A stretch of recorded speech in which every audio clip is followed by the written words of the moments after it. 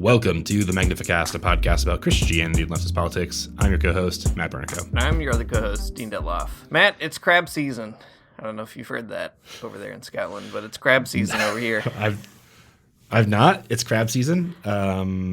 Like eating crabs, catching crabs, just being friends with crabs. What's the vibe? It's being crabby in particular. It's crab season. For a minute, everybody thought maybe there'd be some other kind of season this fall. Maybe, it would be, I don't know, being mad at old man season. I don't really know what kind of other seasons there are. All I know is that we're in crab season, and I gotta tell you, I'm crabby. My chitin is hardening.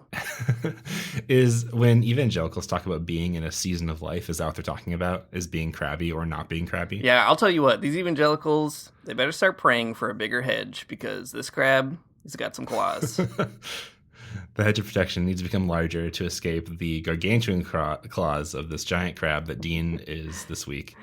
Dean, I'm going to join you in being a crab because this past week on Twitter has been a rough one, but mostly because of the emergence of evangelicals for Harris and also Christians for Kamala, two political action groups that are just bugging the ever-loving shit out of me. Since 2016, we've all seen evangelical Christians sink to new and weird depths of wild and wacky in their support for Donald Trump. This is something that's known. We don't need to talk about this in any way. In some ways, the entirety of our podcast is just us talking about this. It's a known phenomena. That's all I'm trying to say. But there's a new group of evangelical Christians out there to get annoyed at. But this time, they're Democrats. So there are these two political action groups out there called Evangelicals for Harris and not to be confused with Christians for Kamala. They are slightly different in their ideological leanings, but not enough to make them unique, I think. They've been holding different kinds of rallies. They've been holding Zoom calls. They're churning out press pieces. And they've been buying lots of digital ads to lobby evangelicals to make the big switch from Donald Trump to Kamala Harris. Dean, what's your experience been with this one so far? Just like in your personal life, how's this one hitting you? Yeah, my experience this crab season has been usually at 11:30 p.m. when I should be winding down, getting ready to put myself to bed. Instead, foolishly, I make a self-destructive choice to look at the Twitter account of Evangelicals for Harris. And slowly, initially I think it was a genuine sociological interest. I was like, what is going on here? What's the rhetoric that they're using, etc.? But it has definitely devolved into a deliberate sin. And I'm sitting every night, I'm looking at 11:30 p.m. at this Twitter account, and it is absorbing more space in my brain than I actually expected it to. The one sociological piece of it that does remain for me is that it is fascinating how much, the Evangelicals for Harris account in particular is trying to lean into being evangelical in just the cringiest ways. It's like the support for Harris part is kind of easy. They'll retweet a Kamala Harris tweet or tell you why she cares about poor people more than Donald Trump, etc., all to be expected. But then they'll also go out of their way to say something weird about God's call in your life or kind of the vocation that you have. And it's sort of like listening to a person at your Christian Bible college talk about basically anything or nothing, except Kamala Harris is kind of in the mix somehow. So anyway, that's how it's mostly affecting my life. I have weaned myself off, I'm proud to say, of going out of my way to look at John Pavlovich's tweets and so on. But I'm just replacing that vice with another. What about you, Matt? What's your great, hopefully less toxic trait related to these Christians for Harris? Okay, I think, first of all, being outside of the United States and out of the continent of North America altogether has done a lot for my algorithm in that I see far less of this naturally. I think the only time I do see it is when you share it with me. So causing you to stumble. Maybe consider yeah, exactly. Yeah, causing me to stumble. Some people get cool sins. Some people get drugs, alcohol, and sex, but you've somehow gotten to getting mad about tweets, and I don't think that's great. So if you could be a better, worse influence on me, that would be great. I'm going to try my best. Yeah, thanks. I appreciate that.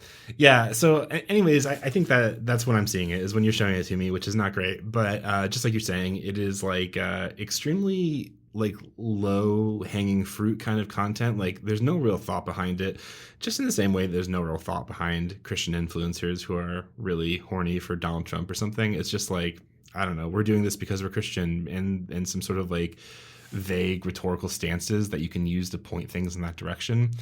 And I think that's what's frustrating about it. Okay, maybe this is what's really frustrating about it, is that like you see evangelical Christians veer hard to the right and become like crazy Trumpist kind of people.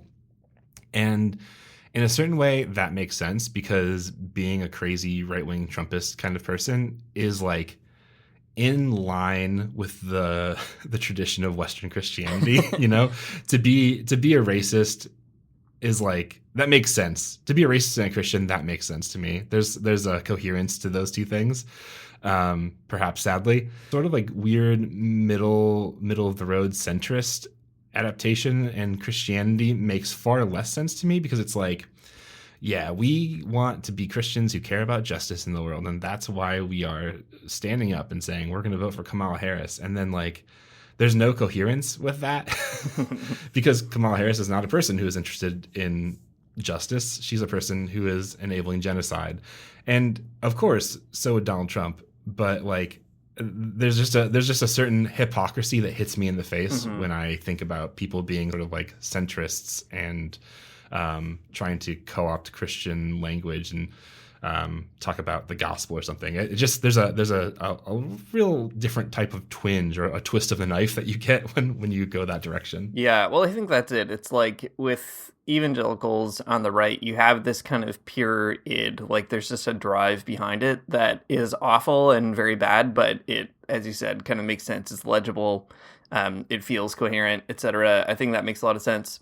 But the tough thing with a more centrist or even liberal kind of Christianity, especially evangelicalism, is it often on purpose has to kind of differentiate itself from right-wing evangelicals, which it does through these sort of appeals to moral, not even necessarily moral superiority, just kind of moral reason, like, hey, as an evangelical, I'm reading the Bible. It says I should care about the poor. This Donald Trump guy, he's not doing that. But this other person, she might, or she does. And I think that's the move that is quite frustrating, because you're like, it's premised on a kind of thoughtful reflection that seeks to then make other people thoughtfully reflect. But the irony is that it is not very thoughtful and not very reflective. A theme that I've seen come up a lot, and we'll actually talk about something like maybe harder about this in a minute, but a theme that I've seen come up a lot in these milieus of Christians for Kamala and evangelicals for Harris. The names are so hard for me to get right, and I keep mixing them up in my brain. Anyways, a theme I keep seeing coming up is that people recognize that there's sort of a deficiency in Donald Trump's moral character. Doug Padgett says it all the time. Doug Padgett, by the way, is like a emerging church guy that is now sort of heading up the Christians for Kamala thing. He'll say quite a bit that like, well, people just recognize that Donald Trump is not kind, and that is something that they can't like make work with their Christianity. And it's just like it makes my head want to explode. I can't quite handle it. It's so like on its face, like you're bracketing some really big issues to have to say that and believe that, and it's maddening, I would say. Yeah. But anyways, let's talk for a few minutes about some of the press and the articles around these. I hate to say movements, but I think they're movements, for better and for worse. And I think that might help us kind of get a bit more of a more nuanced look at them, or at least get a feel for like the vibe in each one of these.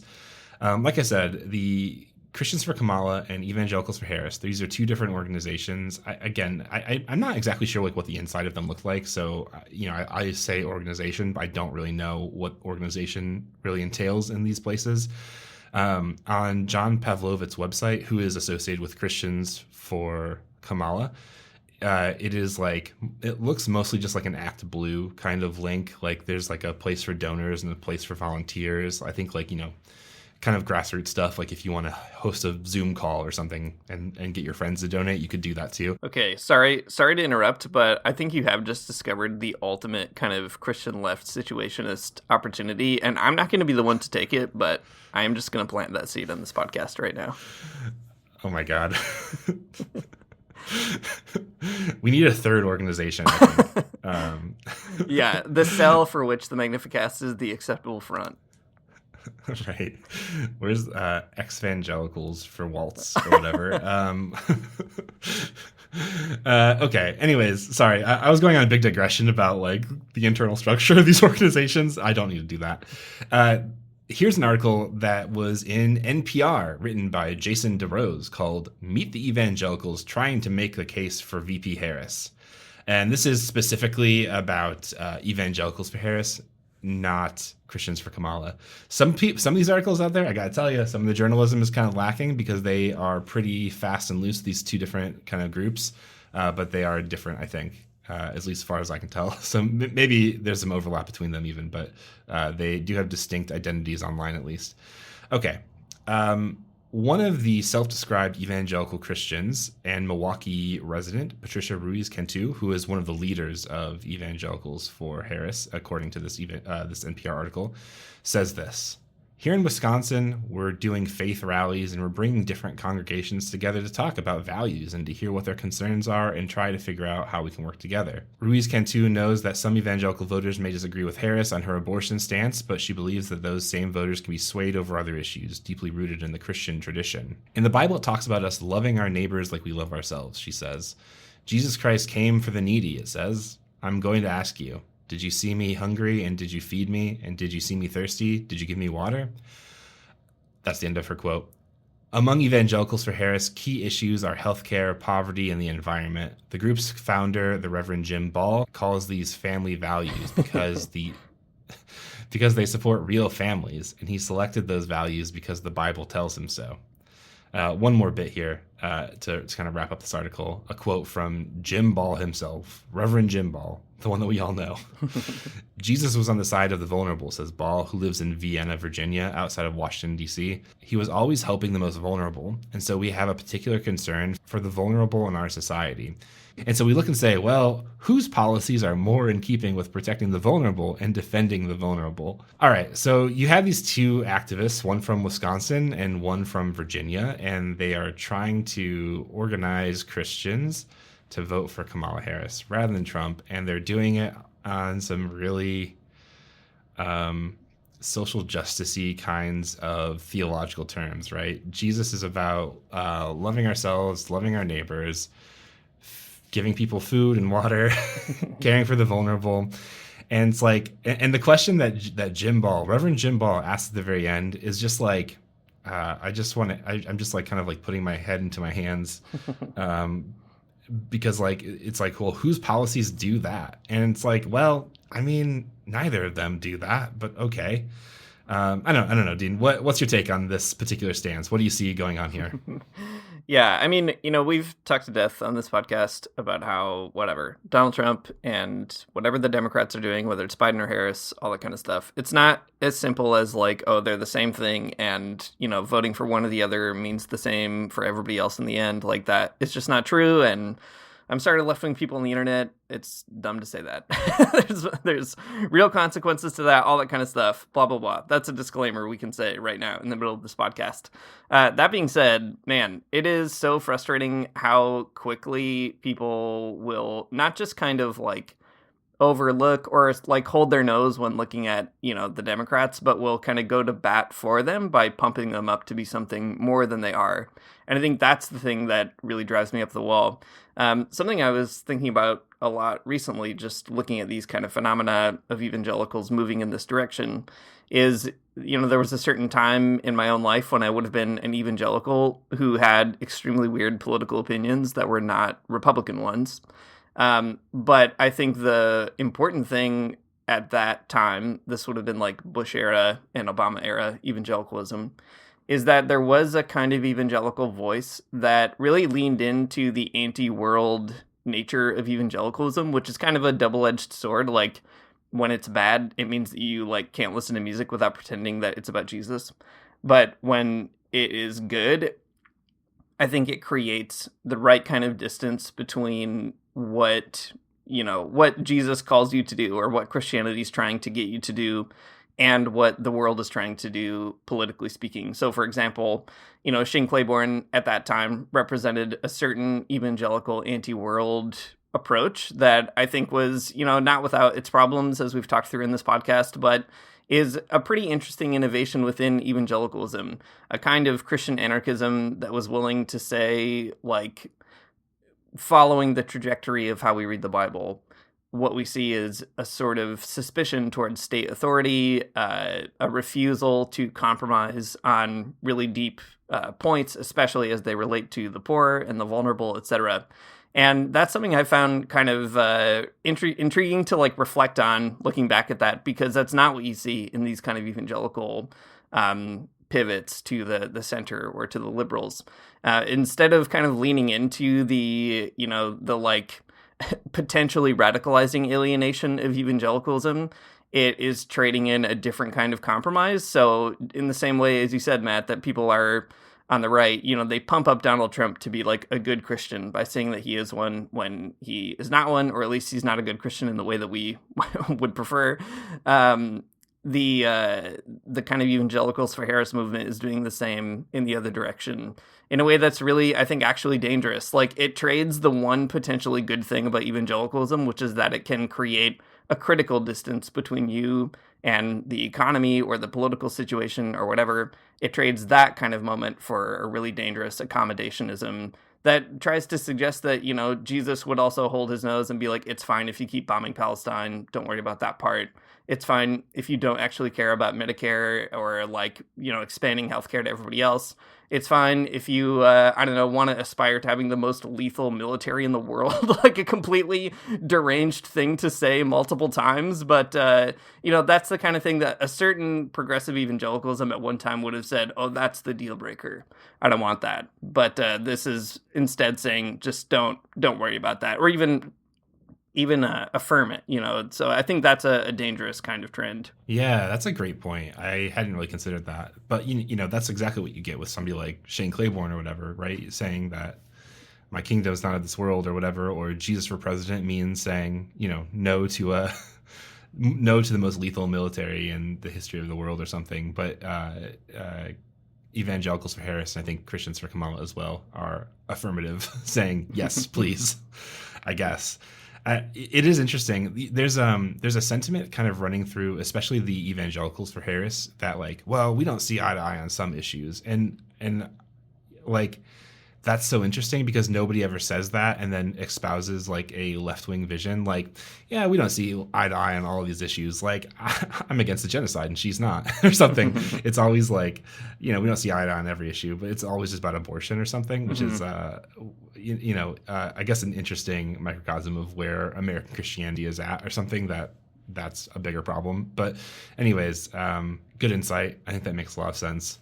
I think it's just frustrating to see people build sort of in these types of things, right? This reverend, somebody who knows how to talk for a living, is building this really shaky house of cards of words in this, that it's always about helping the vulnerable here, and then this is whose policies we're going to support, and this is the candidate that we'll support, and it's just I don't know. It feels like you're setting yourself up for disaster as soon as this election is actually over, because you'll have mobilized a bunch of people who might be kind of excited for this, and then they will be completely disaffected when they see not anything happen. Mm-hmm. But I guess that's always sort of the issue with mobilizing voters. It's not the same as organizing, I guess, in that key way. You're not building power. You're just kind of getting a group of people to do something. Mm-hmm. Anyways, all good stuff to think about. How about some more content for you? I'd love it. That might be interesting. Okay, great. It will make my chitin even thicker. Yeah, I'm taking a big fire hose that says content on it, and I'm aiming it directly at you in this very moment. So this is from an article called "Anti-Trump Evangelical Christians Make the Case for Harris" by Catherine Stewart in Religion News, a great website. Religion News, you gotta love it. Catherine Stewart writes, to recapture the religious conservative vote for the Democrats, evangelical groups that are aligned with the Democrats' mission are alternating between the carrot and the stick. The carrot, appealing to voters' religious identities in a positive way, aims to show that democratic policies in general, and Harris in particular, manifest a rich and broad understanding of the religious duty grounded in the gospel. A very interesting rhetorical device here. I love this. The carrot and the stick. The carrot is telling people that they're good for being religious. Isn't that nice? A carrot I've often never extended to myself. Okay. On the other hand, though, the stick. The stick is in large measure about wielding the prospect of a second term for Donald Trump. In this case, some of the groups make the case that Trump is simply not a worthy representative of Christianity, but it's also the broader argument that the Republican Party promotes an idea of religion that is too narrowly focused, divisive, and intensely politicized. I'm suspicious about the carrot, but the stick is a good one.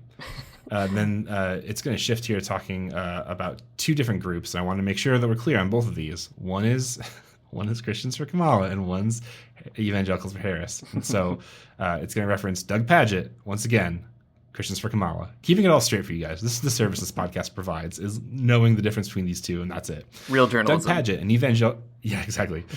Doug Padgett, an evangelical Christian pastor and co-founder and executive director of Vote Common Good, an organization committed to engaging Christian voters, articulated the carrot-flavored strategy at last week's Democratic convention, saying, "We are trying to help religious conservatives understand it's okay for them to let concern for the common good and not allegiance to a political party determine how they vote."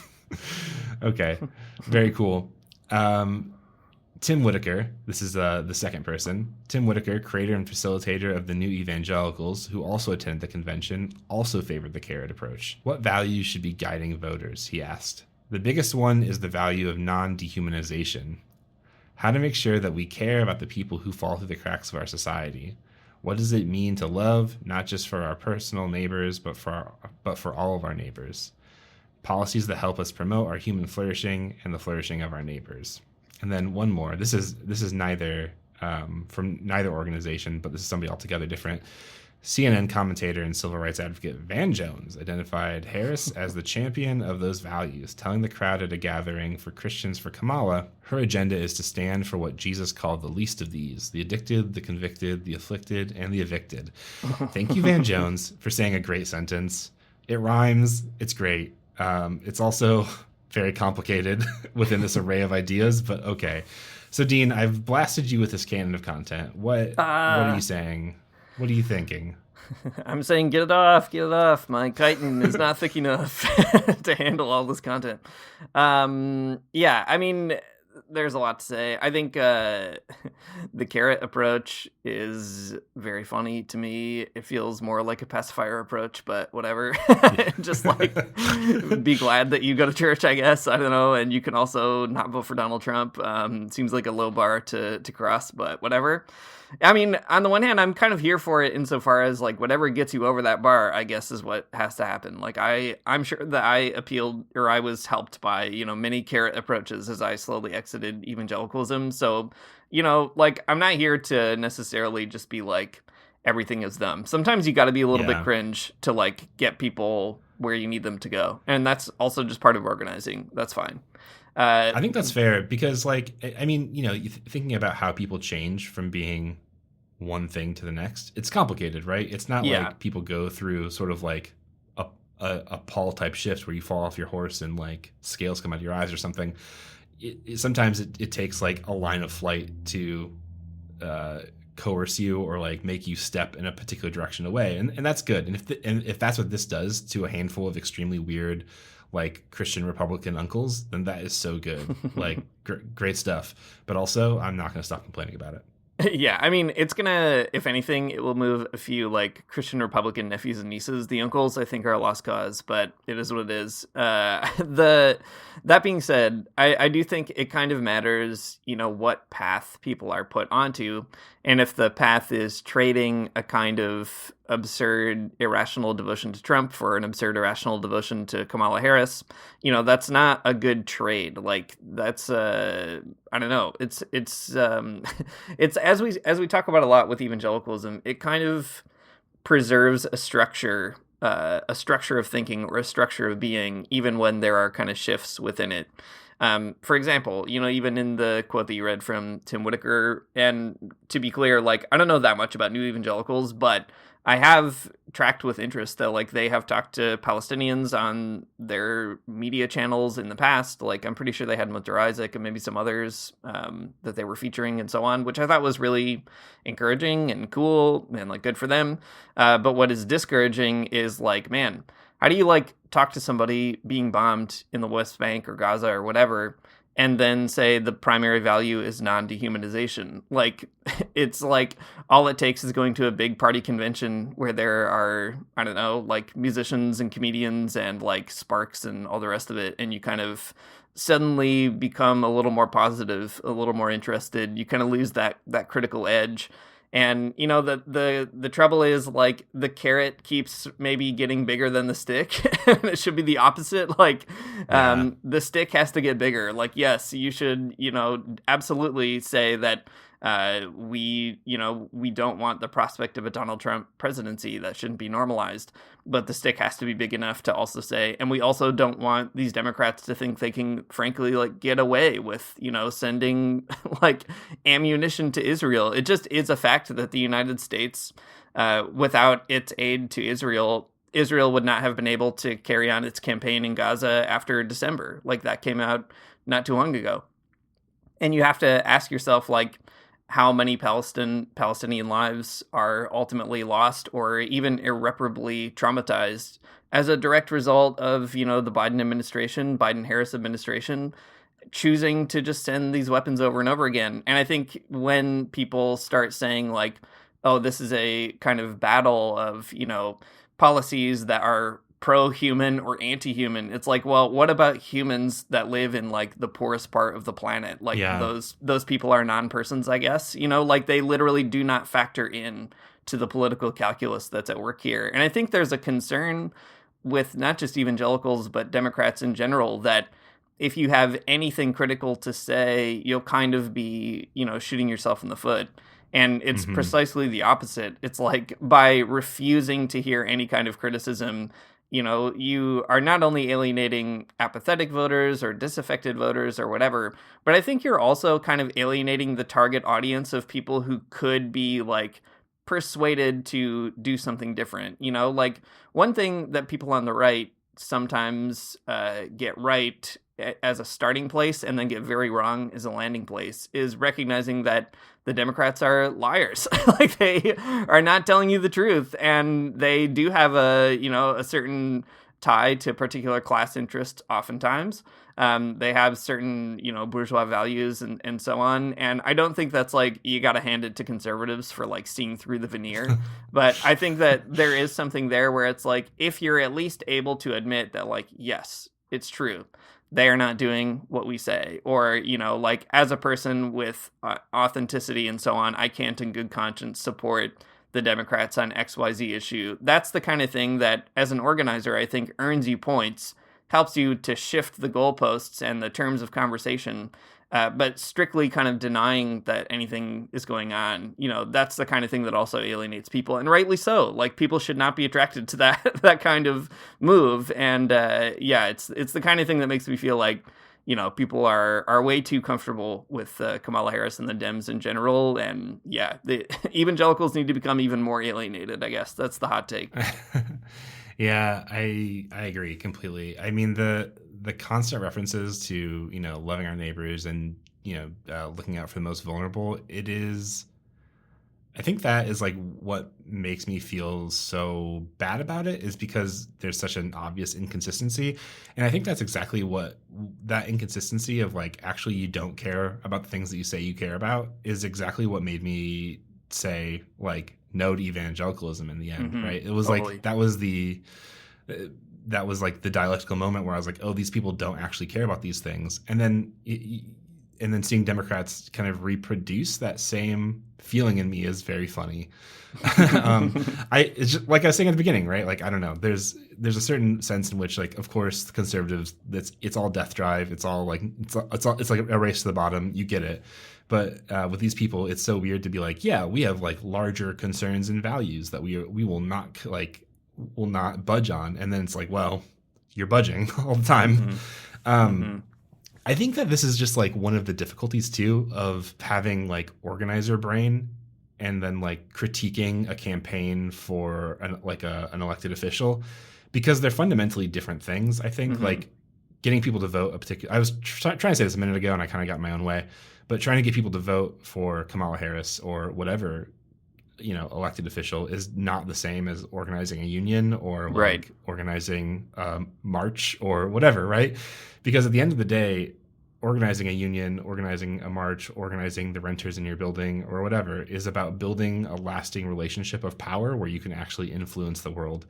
Whereas getting people to vote a particular way is, I think, like this article is saying, is mostly carrot, right? It's like it's affirming that somebody, is good for their identity and for these reasons or whatever, and it's saying like that's why you should join our team, and then that's it.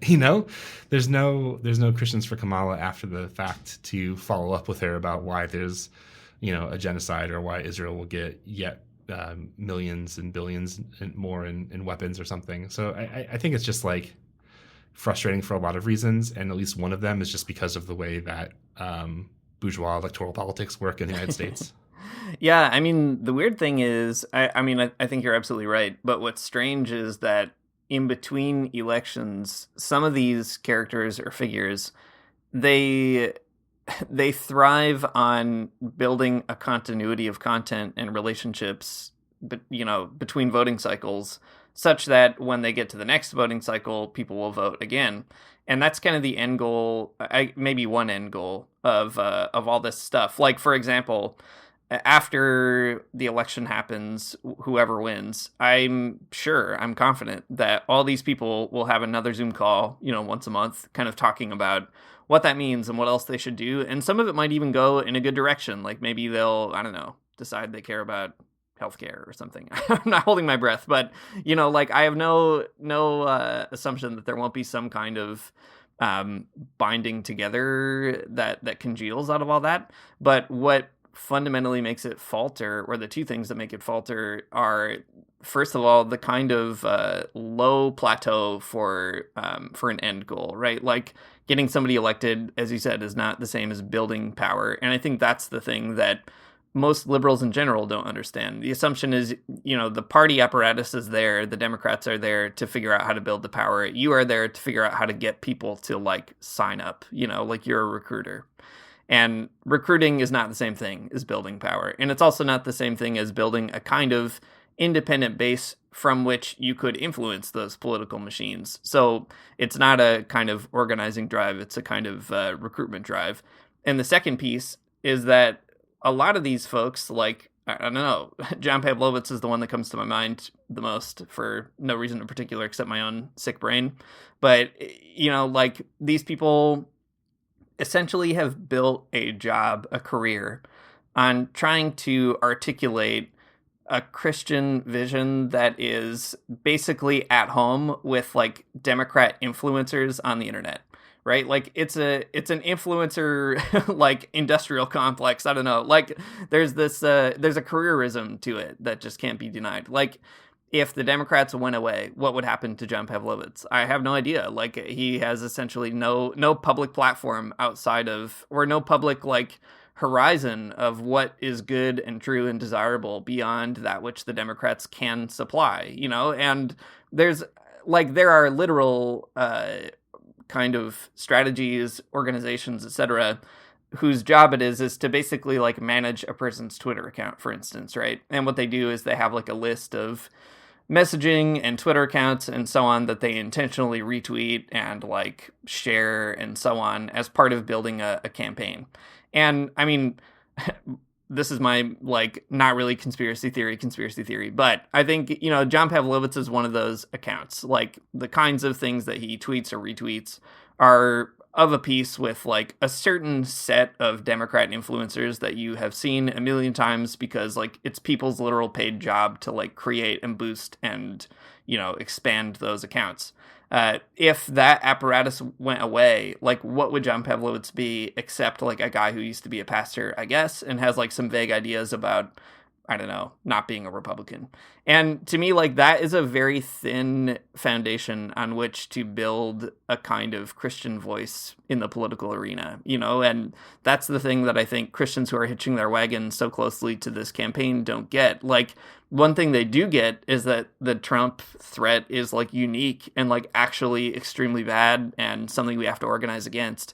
But, they can't make the second step of saying, and even if I vote for Kamala Harris, what will that commit me to as a person who actually does care about the vulnerable? Like, how will I have to step up my organizing game, understanding that this actually won't deliver the kinds of things that I want? And I think that's the hard part. And, it's made worse by the fact that people literally, like, make a living off of not wanting you to actually, like, ask that second question, because it would put them out of a job, I guess. Crabby season is so here because Dean is basically telling John Pavlovich to get a real job, and it's just like it's the pincers are so sharp, the chitin is so thick. John Pavlovich, get a real job. I love it. I'm full Zoidberg out here.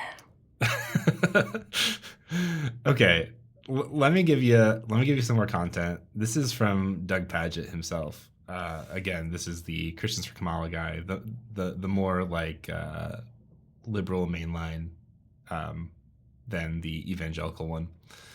Doug Padgett.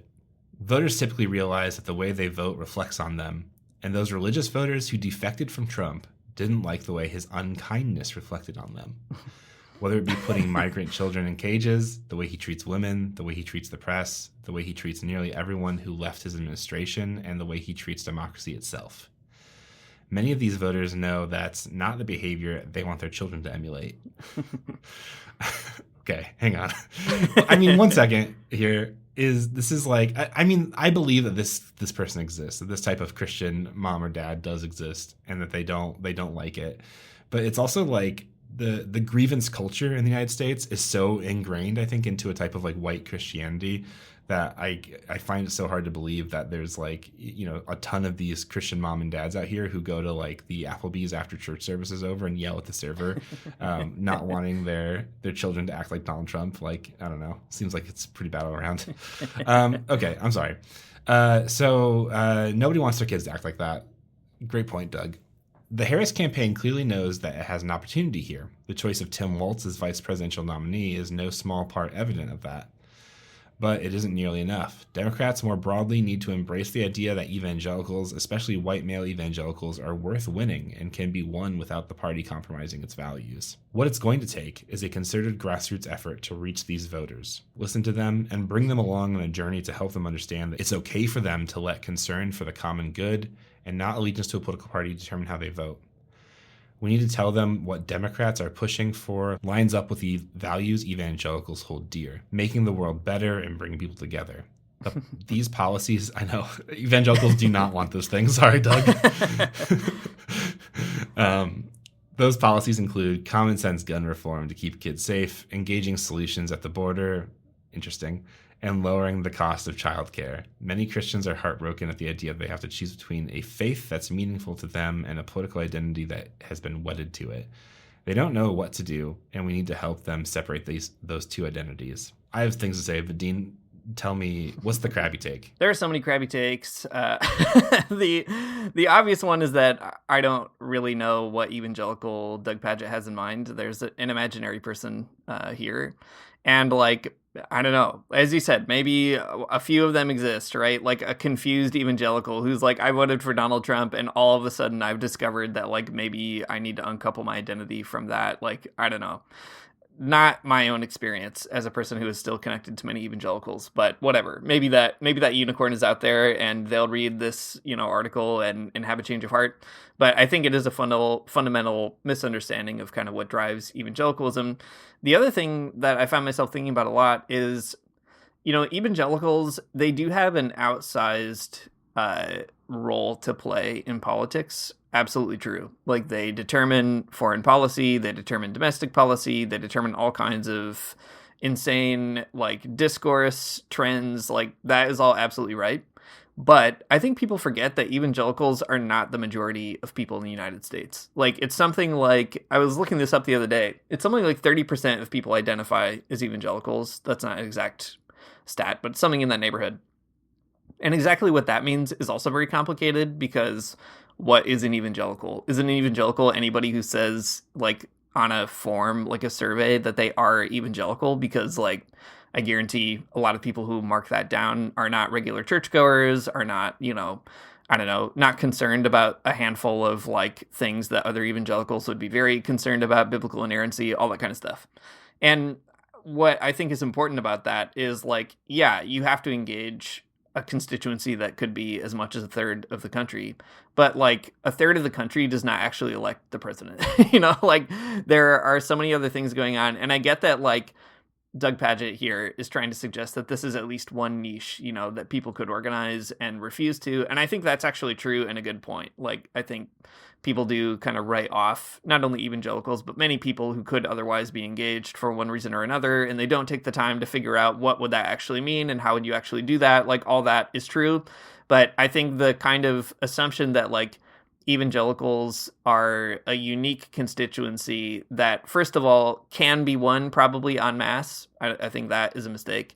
But secondly, need to be won, in order to, like, really move the needle, which is basically the source of all the coverage of these kinds of movements, is not exactly true. And I think, like, it would be good if people in the U.S. kind of, I don't know, thought about the many other people who are not evangelicals. And, like, how do you get those people to have a deeper vision of the good? I don't know. It's like, it's hard to make that point, because I don't think people should write off evangelicals. Sincerely, I don't think that. And I think also, like, work has to be put into it, and that work falls to very niche people, probably like Doug Padgett or other Christians who kind of know how to speak that language and so on. But there's a kind of, like, I don't know, opinion mill in American politics that says, you got to figure out what to do with these weirdos. And I think that is also something that shouldn't be, I don't know, taken for granted, maybe. Yeah, I think that makes sense. Especially, I mean, what is an evangelical, and who are they? And, like, do they actually share these values that Doug Padgett is saying they share? It's like, right. I don't really know if that's true. And I don't know, Doug Padgett is the head of a voting non-for-profit, and maybe he has a better picture of that. I don't know. I just keep thinking back to, sorry, I'll have to, like, find these and link them in the show notes or something. But, there are always these, like, Pew Research polls that come out that tell you, who identifies as an evangelical. And then there's, like, a breakdown of, like, what those beliefs are that they hold dear or something. And they are never the things that are, like, the hallmarks of evangelicalism in sort of, like, an academic sense. Right. So it's just, like, it makes me really suspicious that, like, there is an alignment between evangelicals and, like, Christian ideas. Like, I don't know, he has a whole bunch of them here, like common sense gun laws and keeping kids safe, which, I mean, I don't know.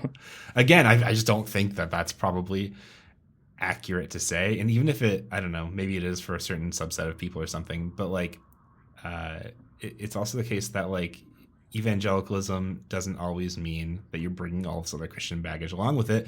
It might just mean, like, that's a vibe that you like. And especially in the Trump years, when, like, evangelicalism has come to mean, like, all kinds of sort of, like, different weird labels or expressions of Christianity, without any sort of, like, strong sense of orthodoxy.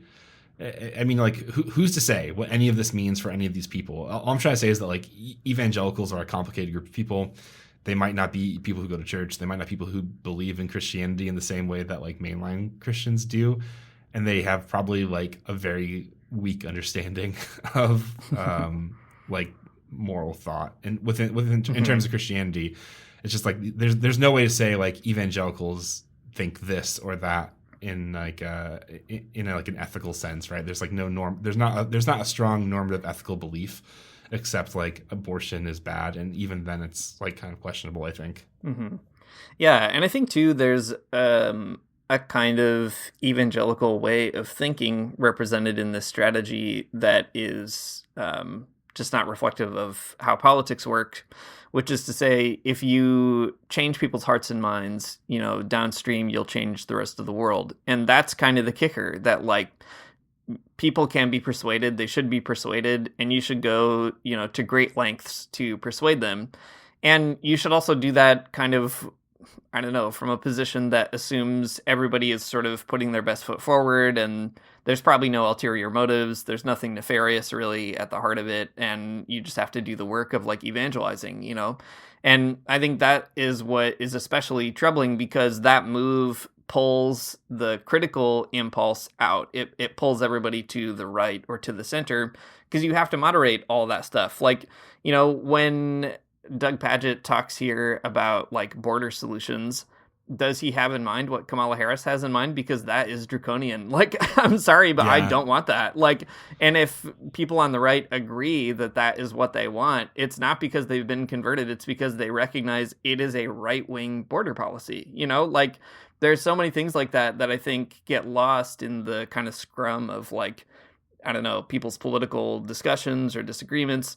And I think it's a real detriment that is only reinforced by these kinds of appeals to saying, if we just have the conversation, we can all figure it out. I think you do have to have the conversation, but you have to have it from a position of like organized movements that are trying to work out that position. You know, otherwise you just end up with like two people talking over coffee at the Panera Bread with their Bibles in front of them, trying to like discern the divine will of God for like how exactly migrants should be put in cages. Like, that's insane, but that is what's at stake here. And I think that is, you know, that's exactly the kind of thing that Christians who care about the vulnerable and the marginalized should be like scandalized by, should be offended by that kind of reduction of faith to, you know, that level of political discourse. It's crab season. That's all I'm trying to say. Like, this stuff drives me up the wall because, you know, like, you can't talk about how your faith calls you to care about the marginalized and then basically be like, but we'll never talk about, I don't know, what Christians are doing to trans people or what Christians are doing to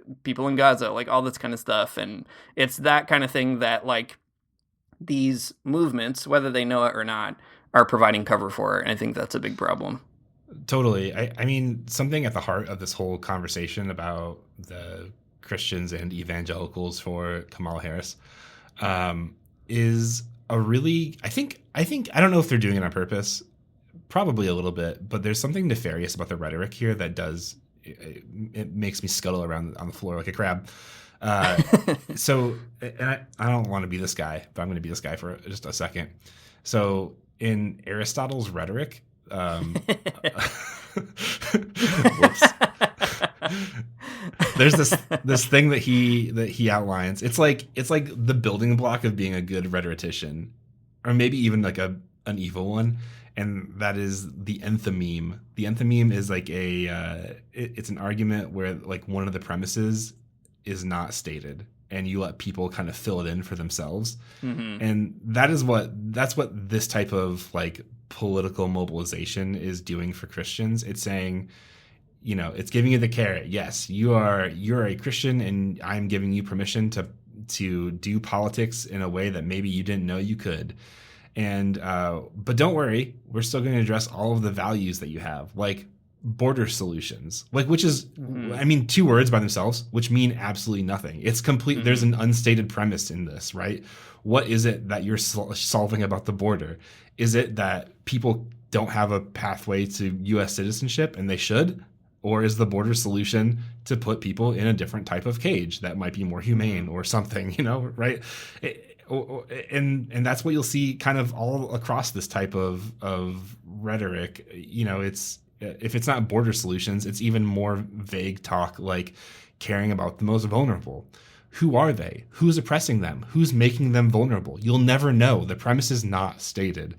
And that's sort of the key to it all, that you can't know, because if you were, that would be politically divisive, and then a lot less people would be a part of Evangelicals for Harris. They would be in a different organization or something. I guess that's what's so frustrating about it, is that I'm sure no one is like trying to be obtuse and nefarious, but like they are. They are being obtuse and nefarious, and trying to get as many people on board without stating exactly what the outcomes might actually be. Mm-hmm. Yeah, and I think that's the key, is that Christians for Kamala, evangelicals for Harris, these are not the same things as saying, like, I don't know, evangelicals for justice or Christians for justice or whatever. And like, that matters. Like, what's the horizon, you know, toward which supporting Kamala Harris tries to move you. Like, as we've said in the show before, like, I don't know, I'll hold my nose and send my dumb piece of paper to the government that says I want a Democrat to be president or something. But I think that is a meaningless gesture. I don't think it matters. Like, when you send that in, when you go to the booth and you make your vote, all that kind of stuff, it is a minuscule action. It's what happens the day before and the day after that matters. Like, if you're not gonna, also show up at a rally saying the Democrats should stop sending arms to Israel, then, voting for Democrats is probably worse than just not voting at all. Like, if you had to choose between one or the other, a kind of engaged person who's willing to, like, go out and even not vote, but still kind of call, to obey their conscience and call their leaders to, to account for those kinds of things, for the blood that's on their hands. Like, that is pushing the political culture of the U.S. in a more just direction than, getting somebody to go, stand in line for 3 hours and fill out a bubble sheet. Like, I do think, like, there's a kind of lack of imagination, ironically, here with evangelicals and with Christians in general. And to be fair, like, it's not only evangelicals, right? It's the mainliners with this Christians for Kamala thing. It's Catholics, too, who, like, have basically given Joe Biden a free pass to be a huge asshole for 4 years, like, writing editorial after editorial in Catholic publications about how, like, he's our second Catholic president and everything's going great. Like, these kinds of things, they don't do any favors for the people who are on the other side of U.S. empire or who are being ravaged by it on the inside. And I think that's the thing that Christians have to rediscover in a political election season, is that these kinds of options just should not reflect, like, if you think that Jesus Christ died for the oppressed and wants to liberate them, these options do not, move us in that direction on their own. And I think that's the tough part, is reducing it all to being for Harris is pretty bleak, a pretty short-sighted horizon. Yeah, exactly. I mean, whether or not you're mobilized by this, or you're going to be a Christian for Kamala or whatever, like, Joe Biden and also Kamala Harris, they're both complicit in selling arms to a country that's murdered 40,000 plus, people in Gaza. Like, I don't know, like, exactly what, like, moral or sort of, like, vibe of justice you're going for here, but they just don't have it. It's not there. It doesn't make any sense. It's true. All that to say, on our Twitter account, it's crab season, and I am going to keep quote tweeting these dumb evangelicals for the next few months, and Matt can wake up to them in Scotland and discover all the awful sins that I've uncovered in the last 6 hours while you were asleep. And I think that's just the way it's got to be. In the meantime, I do think, just to maybe, like, end with, like, a more positive note, I do think that there are a lot of Christians who have discovered something deeper about their Christian identity throughout this political process, precisely by tapping into the distance between both Biden and Harris and their Christian faith. Like, no, we've never, ever, ever seen as much support for Palestinian solidarity ever in history in the United States. And that's including in the churches. Like, there are so many Christians organizing tours for Palestinian Christians to speak. People, I think, are studying and reading that stuff a lot more clearly. Like, even in a class that I taught not too long ago, there was a lot of interest in making sure there was some kind of reference and word from Palestinian liberation theologians in a class on liberation theology. Like, those are the kinds of questions that, have been prompted by that crisis. And I think they're also the critical questions that I hope those Christians will continue asking, after November, one way or the other. So I do think that's there, but that is all the product of organizing, a much deeper sort of binding together of people trying to figure out what does it mean to have a more committed and authentic vision of justice, and how do we organize to make that vision here and not settle for, the crumbs that are going to fall off of, like, the master's table or whatever. And I think that is huge, and I'm encouraged by that. But yeah, we need to radicalize Doug Padgett. We got to get him on the pod. He can come here and we'll explain how capitalism works, and maybe that will do it. I don't know. I have no idea, but I do think there are people organizing, in a deeper way, and that's encouraging. Thanks for listening to Magnificast. If you like what you heard and you're also extremely crabby, you can support us on Patreon at patreon.com/the Magnificast. You can get into our Discord. That's the reward for doing that, and that's the crab great. boil. the crab the crab boil are all in there. We're getting boiled around, and we're all angry about it. We've been yesterday we were having a great conversation about French Canada, Quebec, and our lack of French skills. We've been sharing some great photographs in there. I went down to try to take some aurora borealis pictures last night, and I don't know what I did wrong. I showed up maybe too early or something, and I just didn't get the pics I wanted. And then I saw this morning on Facebook, everyone else had great aurora borealis pictures. So it's like, what did I should have stayed, or I don't know. So hard to say. The apparatus has defeated you. I feel a little bit pissed off by this apparatus and why it won't let me get the good pics I want. Anyways, all of that and more on the Magnificast Discord. Our intro music is by Mario Armstrong. Our outro music is by The Logical Spoon, and we'll see you next week.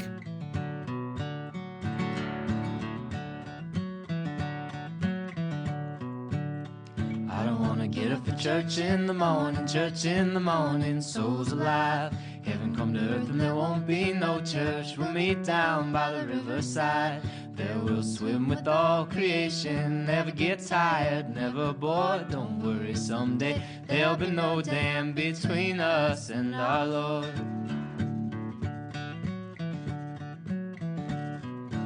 Jackson, keep your hoods up.